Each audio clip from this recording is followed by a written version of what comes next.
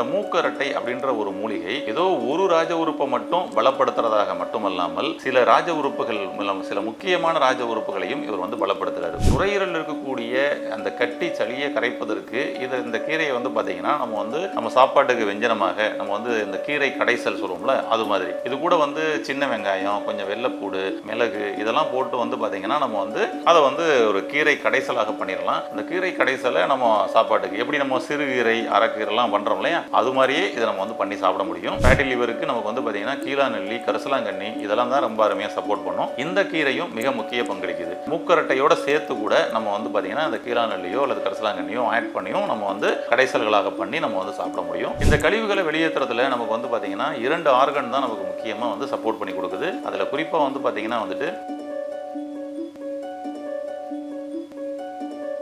Health கபை நேயர்களுக்கு வணக்கம். இன்னைக்கு நம்ம இந்த பதிவில் என்ன பார்க்க இருக்கிறோம் அப்படின்னு சொல்லி சொன்னோம்னா, நம்மளுடைய ராஜ உறுப்புகள் 12 ராஜ உறுப்புகளையும் பலப்படுத்தக்கூடிய ஒரு அற்புதமான மூலிகையை பற்றி தான் பார்க்க இருக்கிறோம். நம்மளுடைய சித்தர்கள் இந்த மூலிகையை பற்றி மிகச்சிறப்பாக நிறைய இடங்கள்ல நமக்கு வந்து குறிப்பிட்டுக்கிறாங்க. அப்படி என்ன மூலிகை அப்படின்னு சொல்லி சொன்னோம்னா, அது வந்து பார்த்தீங்கன்னா மூக்கரட்டை. இந்த மூக்கரட்டை அப்படின்ற ஒரு மூலிகை ஏதோ ஒரு ராஜ உறுப்பை மட்டும் பலப்படுத்துறதாக மட்டுமல்லாமல் சில ராஜ உறுப்புகள் சில முக்கியமான ராஜ உறுப்புகளையும் இவர் வந்து பலப்படுத்துறாரு. உதாரணத்துக்கு நுரையீரல், இருதயம், கல்லீரல் போன்ற ராஜ உறுப்புகளையும் பலப்படுத்தக்கூடிய வேலையை பண்றாரு அப்படின்னு சொல்லிட்டு நம்மளுடைய சித்தர்கள் சொல்லியிருக்கிறாங்க. அதாவது அதிகப்படியான ஒரு சளி இருக்குது அப்படின்னா அந்த சளிக்கும் நம்ம வந்து பாத்தீங்கன்னா நம்ம மூக்கரட்டையை நம்ம வந்து பயன்படுத்திக்க முடியும். கல்லீரல்ல இருக்கக்கூடிய ஃபேட்டி லிவரை கரைக்கிறதுக்கும் நமக்கு மூக்கரட்டை அப்படின்றது வந்து பாத்தீங்கன்னா நமக்கு வந்து பயன்படும். சிறுநீரகத்துல, குறிப்பாக சிறுநீரகத்துல நெஃப்ரான்களினுடைய செயலிழப்பு ஏற்பட்டால் அதையும் வந்து பாத்தீங்கன்னா இந்த மூக்கரட்டை அப்படின்ற அந்த மூலிகை மூலமாகவே இன்னைக்கு நம்ம குணப்படுத்திக்க முடியும். இந்த மூக்கரட்டை அப்படின்றத இன்னைக்கு நம்ம இந்தியா மட்டும் இல்லாம வேறு சில நாடுகள்லையும் இதை மிக முக்கியமான ஒரு மூலிகையாக பயன்படுத்தி வந்துருக்காங்க.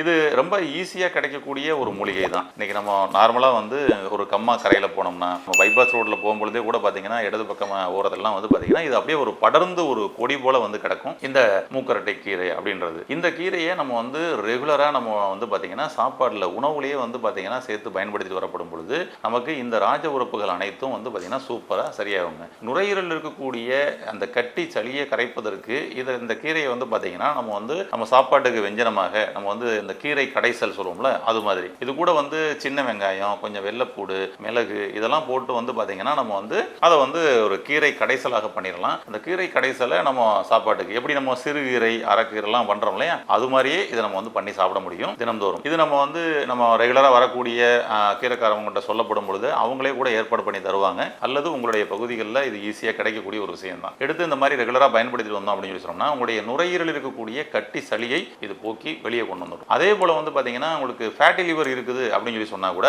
அதற்கும் இது சப்போர்ட் பண்ணி கொடுக்கும். ஃபேட்டி லிவருக்கு நமக்கு வந்து பாத்தீங்கன்னா கீழாநெல்லி, கரிசலாங்கண்ணி இதெல்லாம் தான் ரொம்ப அருமையா சப்போர்ட் பண்ணும். இந்த கீரையும் மிக முக்கிய பங்களிக்குது. மூக்கரட்டையோட சேர்த்து கூட நம்ம வந்து பாத்தீங்கன்னா அந்த கீழாநெல்லியோ அல்லது கரிசலாங்கண்ணியோ ஆட் பண்ணியும் நம்ம வந்து கடைசல்களாக பண்ணி நம்ம வந்து சாப்பிட முடியும். இதுவும் வந்து பாத்தீங்கன்னா தினந்தோறும் உணவுகள்ல இது மாதிரி வந்து அது கூட சேர்ந்து நம்ம பாசிப்பயிறு, வெள்ளைப்பூடு, சின்ன வெங்காயம் இதெல்லாம் நம்ம வந்து ஆட் பண்ணி அழகா வந்து பாத்தீங்கன்னா கடைசியில் அழகா பண்ணி உணவுலேயே நம்ம வந்து சாப்பிட்டு வந்துடலாம். ஏன்னா அன்னைக்கு வந்து உணவே மருந்து அப்படின்றதான் வந்து சொல்லியிருந்தாங்க. இன்னைக்கு மருந்தே உணவா மாறிடுச்சு. அதாவது மருந்தே உணவு, உணவே மருந்து அப்படின்னு இருந்தாங்க. ஆனா இன்னைக்கு சாப்பாடு அப்படின்ற ஒரு விஷயம் போயிட்டு மருந்து மட்டுமே வந்து சாப்பாடு சாப்பிட்றதுக்கு பதில் சாப்பிடக்கூடிய ஒரு சூழல் உருவாயிருச்சு. இன்னும் போற காலகட்டங்களில் என்ன வந்துடும்னா, காலையில டிஃபனுக்கு ஒரு மாத்திரை, மதியம் சாப்பாடுக்கு லஞ்சுக்கு வந்து ஒரு மாத்திரை, நைட்டுக்கு வந்து பாத்தீங்கன்னா ஒரு மாத்திரை அப்படின்ற மாதிரி கூட இனிமேல் வந்து போயிடலாம். அந்த மாதிரி ஒரு சூழல் வந்து இன்னைக்கு வந்து உருவாகிட்டு இருக்கு. அப்ப நம்ம இந்த கழிவுகளை வேற திரும்ப நம்ம வெளியேற்றுறதுக்கு சிரமப்பட ஆரம்பிக்கணும். இந்த கழிவுகளை வெளியேற்றுறதுல நமக்கு வந்து பாத்தீங்கன்னா 2 ஆர்கன் தான் நமக்கு முக்கியமா வந்து சப்போர்ட் பண்ணி கொடுக்குது. அதுல குறிப்பா வந்து பாத்தீங்கன்னா வந்துட்டு நம்மளுடைய லிவர், அது போல வந்து பாத்தீங்கன்னா கிட்னி, சிறுநீரகம். இந்த சிறுநீரகத்துக்குள்ள இருக்கக்கூடிய நெஃப்ரான்ஸ் இருக்குது பாத்தீங்களா, இந்த நெஃப்ரான்ஸ் வந்து ஃபில்டர் பண்ணக்கூடிய வேலையை பார்த்துக்கிட்டு இருக்குது. இந்த ஃபில்ட்ரேஷன்ல நமக்கு வந்து பாத்தீங்கன்னா வந்து ரெகுலரா பயன்பட நெஃப்ரான்ஸினுடைய செயலிழப்பு அப்படின்றது ஏற்பட ஆரம்பிச்சிருது. அங்க வந்து அடைப்புகள் ஏற்பட ஆரம்பிச்சிருது. அது வந்து பாத்தீங்கன்னா சில பேருக்கு ஸ்டோனா ஃபார்ம் ஆகுது. அதுக்கப்புறம் வந்து பாத்தீங்கன்னா அந்த நெஃப்ரான்ஸ்ல இருக்கக்கூடிய கிளாமருலஸ்ல வந்து அடைப்பு ஏற்பட்டு நெஃப்ரான்ஸினுடைய செயலிழப்புலாம் ஏற்பட ஆரம்பிச்சிருது. கடைசியில் கிட்னி ஃபெயிலியர் அப்படின்னு வந்துடுது. இந்த கிட்னி ஃபெயிலியர் ஆனதுக்கு அப்புறம் நான் ஏதாவது மருந்து சாப்பிட்டா சரியா வருமா அப்படின்னு சொல்லி நீங்க தேடுறதை விட உங்களுடைய சிறுநீரகத்தை நீங்க பாதுகாக்கணும் அப்படின்னா அதற்கு இந்த மூக்கரட்டை கீரை ரொம்ப அருமையா வந்து சப்போர்ட் பண்ணி கொடுக்குது. ஆயுர்வேதத்துல இதை ரொம்ப அழகா புனர்னவா அப்படின்னு சொல்லி சொல்லுவாங்க. அப்படி ஒரு அற்புதமான ஒரு மூலிகை இந்த மூலிகை. இதை குறிப்பா சர்க்கரை நோயாளிகள் நீங்க வந்து ஒரு ஆஃப்டர் 3 இயர்ஸ் 4 இயர்ஸ் நீங்க கிராஸ் பண்ணிட்டீங்கன்னா, அதாவது உங்களுக்கு சுகர் வந்து 3-4 வருஷம் ஆயிடுச்சு அப்படின்னா அவசியம் உங்களுடைய சிறுநீரகத்தையும் கல்லீரலையும் நீங்க பாதுகாத்தே ஆகணும். ஏன்னா இதுதான் வந்து பாத்தீங்கன்னா பின்னால வந்து பாத்தீங்கன்னா டயபெட்டிக் நியூரோபதி, டயபெட்டிக் நெஃப்ரோபதி அப்படின்ற பிரச்சனை எல்லாம் வருவதற்கான ஒரு வாய்ப்புகளை உருவாக்குது. அதே போல இருதயம் சம்பந்தப்பட்ட ஹார்ட்ல பிளாக் வந்துருச்சுங்க, ஒரு 5 வருஷம் வந்து சுகரு, அதுக்கப்புறம் ஹார்ட்ல பிளாக். இப்போ ஹார்ட் பிளாக்ன்றது ஏதோ ஒரு தனி பிரச்சனை அப்படின்னு சொல்லிட்டு நம்ம தனியாக போக ஆரம்பிச்சிடும். பட்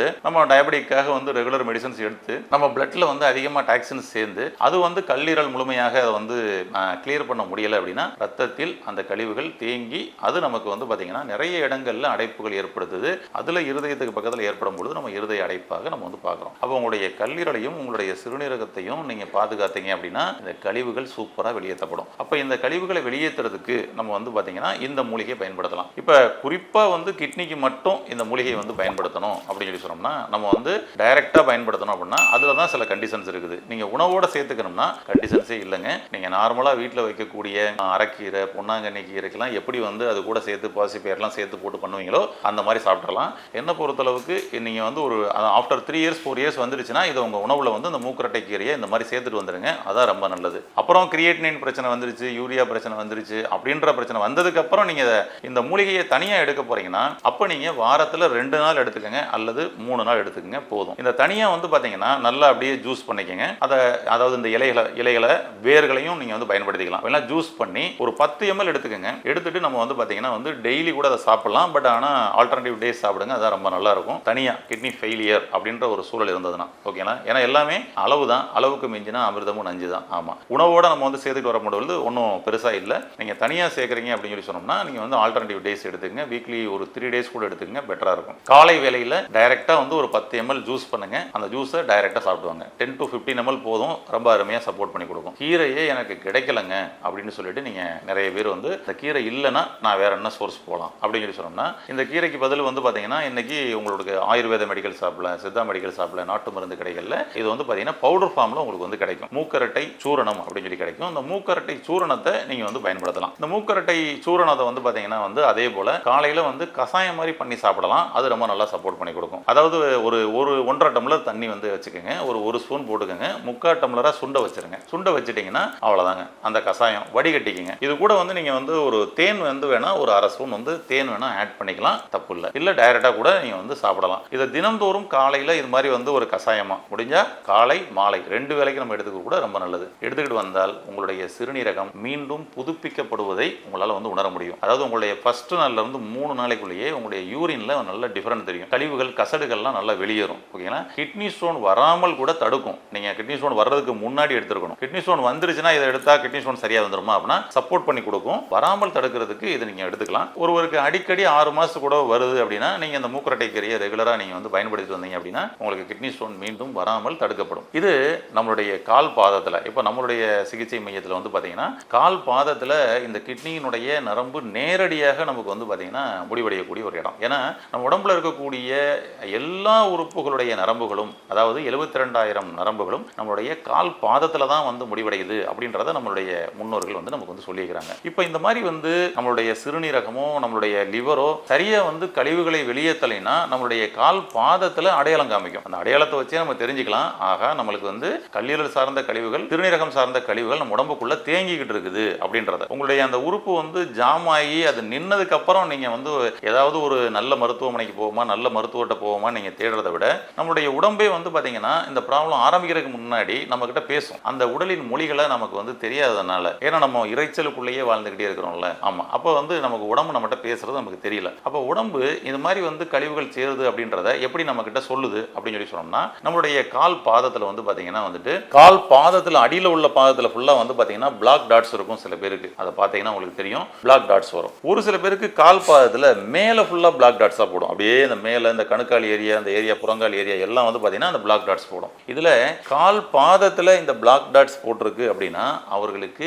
கல்லீரல் சார்ந்த கழிவுகள், அதாவது கல்லீரல் வெளியேற்றாம உள்ளுக்குள்ள உங்களுடைய ரத்தத்துக்குள்ள கழிவுகள் சுத்துதுன்னு அர்த்தம். உங்களுடைய கால் பாதத்துல பிளாக் டாட்ஸ் போடுதுன்னா, உங்களுடைய மேல் கால் பாதத்துல வந்து பிளாக் டாட்ஸ் போட்டிருக்குன்னு வச்சுக்கலாம், உங்களுடைய சிறுநீரகம் சார்ந்த கழிவுகள் கழிவுகள் உங்களுடைய ரத்தத்தில் சேர்ந்து சுத்துன்னு அர்த்தம். உங்களுடைய சிறுநீரம் சார்ந்த கழிவுகள் வெளியேற்றப்படாமல் இருக்குது அப்படின்னு சொல்லி அர்த்தம். இப்போ இது ஓவரா தேங்க தான் அந்த ஆர்கன் சம்பந்தப்பட்ட கம்ப்ளைண்ட்ஸ் இன்னும் வந்து அதிகமாகும். இந்த ஒவ்வொரு ஆர்கனும் உள்ளுக்குள்ள பல டிபார்ட்மெண்ட்டுக்கு ஹெட்டா வந்து செயல்படுறாங்க. அப்ப அந்த பல டிபார்ட்மெண்ட் சார்ந்த பிரச்சனைகளை நம்ம உடம்புக்குள்ள வந்து கொண்டு வர ஆரம்பிக்கும். அப்ப நம்மளுடைய காலை வந்து பாருங்க அடையாளமா சொல்லுது. மேல் கால் பாதத்துல பிளாக் டாட்ஸும் உள்கால் பாதத்துல பிளாக் டாட்ஸும். இதை நீக்கினா அற்புதமா நமக்கு வந்து ரெக்கவர் ஆகுங்க. இதை பொதுவா நாங்க நம்மளுடைய சிகிச்சை முறைகள்ல இப்ப நீங்க பாத்துக்கிட்டு இருப்பீங்க, அந்த பாதகூச சிகிச்சை மூலமாக இந்த நாட்ஸ் எல்லாம் ரிலீஸ் பண்ண இந்த டாக்ஸின்ஸ் வந்து வெளியே வரும். வெளியே வர்றத கண்கூடா நம்மளும் பார்க்க முடியும். உடம்பு அப்படியே வந்து கலகலன் ஆகும், லேஸ் ஆகும், யூரின்லாம் நல்லா ஃப்ரீயா போகும், வேர்வை நல்லா வேர்க்கும், நைட்டு நல்லா தூக்கம் வரும். பொதுவாக நமக்கு 5 விதமான கழிவுகள் இருக்குது. 5 விதமான கழிவுகளும் இதுல இருந்து வெளியேற்றப்படும். அதான் இதோட மிகப்பெரிய ஸ்பெஷாலிட்டி. இது போக வந்து பாத்தீங்கன்னா நம்ம அந்த மூக்கரட்டை கீரையும் நம்ம வந்து சேர்த்து எடுத்துட்டு வரப்படும் பொழுது அற்புதமா நமக்கு வந்து ரெடி ஆகுங்க. குறிப்பா கிட்னி சார்ந்த கழிவுகளும் லிவர் சார்ந்த கழிவுகளும் வெளியேற்றப்படும். அப்போ உங்களுடைய கால் பாதத்தை நீங்க பாருங்க, இந்த பிளாக் டாட்ஸ் வர்றதுக்கு முன்னாடி ஒரு லைட்டா பிரவுன் கலர்ல ஒரு டாட்ஸ் வரும். அப்பயே அலர்ட் ஆயிக்குங்க. இதுக்கு அடுத்துதான் பிளாக் டாட்ஸா மாறும். அப்போ உடனடியாக இந்த கழிவுகளை வெளியேற்றுறது மேல அக்கறை செலுத்துங்க, ஆரோக்கியம் அடையலாம். உங்களுடைய ராஜ உறுப்புகளை பலப்படுத்துங்கள், ராஜா போல ஆரோக்கியமா வாழுங்கள். வாழ்த்துக்கள். இந்த வீடியோ உங்களுக்கு பிடிச்சிருந்தா லைக் பண்ணுங்க, ஷேர் பண்ணுங்க, கமெண்ட் பண்ணுங்க. மறக்காம ஹெல்த் கஃபே தமிழ் சேனலை சப்ஸ்கிரைப் பண்ணிட்டு பெல் பட்டனை கிளிக் பண்ணிடுங்க.